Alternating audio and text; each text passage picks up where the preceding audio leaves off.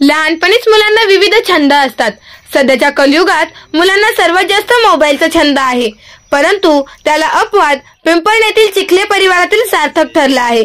अभ्यासात तर हुशार आहेच, परंतु दिवाळीची सुट्टी मोबाईल किंवा खेळण्यात न घालवता प्रत्येक दिवाळीत वेगवेगळा किल्ला बनवण्याचा त्याचा छंद अफलातून आहे। छत्रपती शिवाजी महाराज व राजमाता अहिल्याबाई होळकर यांच्याबद्दल अपार श्रद्धा प्रेम यातूनच त्याला ही प्रेरणा मिळाली। गेली 7 वर्षापासून सार्थक वेगवेगळ्या ठिकाणच्या किल्ल्याची प्रतिकृती बनवत आहे।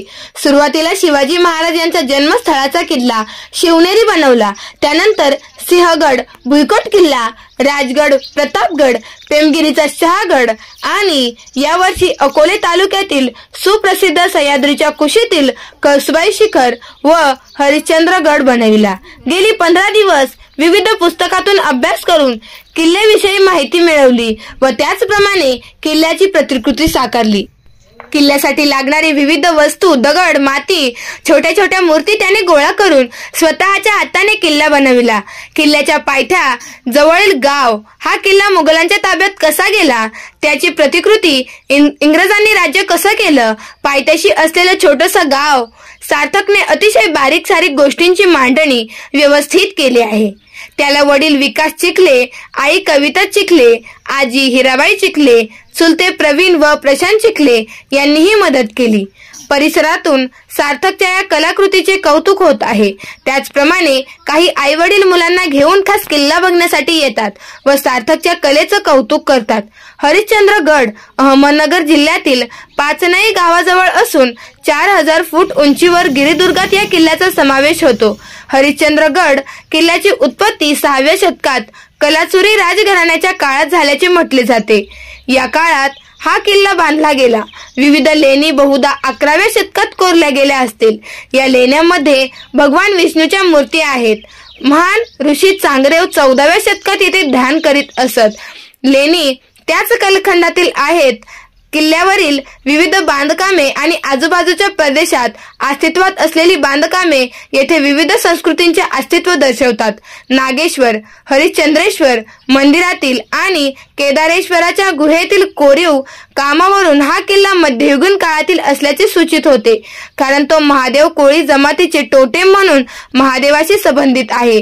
ते मोगलांच्या आधी गडावर नियंत्रण ठेवत होते।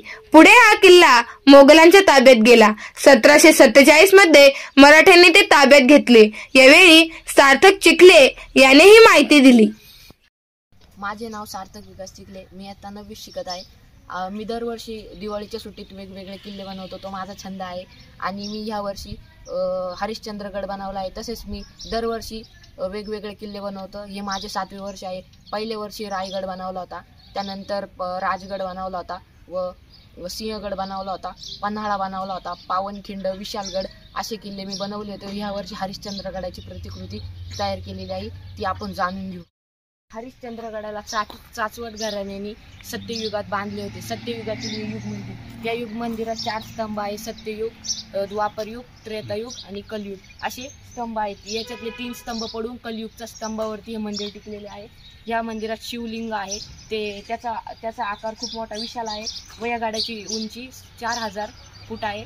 त्यानंतर इथं शिवाजी महाराजांनी हा किल्ला बांधून घेतला। त्याला किल्लेदार म्हणून कृष्णाजी शिंदेची नेमणूक केली। शिवाजी महाराजांच्या निधनानंतर संभाजी महाराजांनी या किल्ल्याचे अस्तित्व सांभाळले। या संभाजी महाराजांच्या निधनानंतर हा किल्ला मुघलांकडे गेला। मुघलांकडून हा किल्ला ब्रिटिश सत्तेत गेला व ब्रिटिश सत्तेने हा किल्ला पाडून इथे फक्त युग मंदिर ठेवले। पाचनाई गाव आहे व इथं पाचनाई गावातील आखाडा व पाणी बांधण्याची वेळ व इथं संभाजी महाराज भेटीस आलेले आहे पाचनाई गावात व तिथं शिवाजी महाराजांची सभा आहे व इथं किल्ल्यावरती तोफ, मावळे आणि भगवा झेंडा आहे। इकडे गेल्यावरती ठाण्याकडे स्वराज्याची सीमा लागते व त्या इकडून ब्रिटिश सत्ता चालू होते व त्याच्या तिकडून मुघल सत्ता चालू होते, मुघल आणि ब्रिटिश सत्ता। त्यानंतर इथं कळसुबाईचे मंदिर सुरू होते।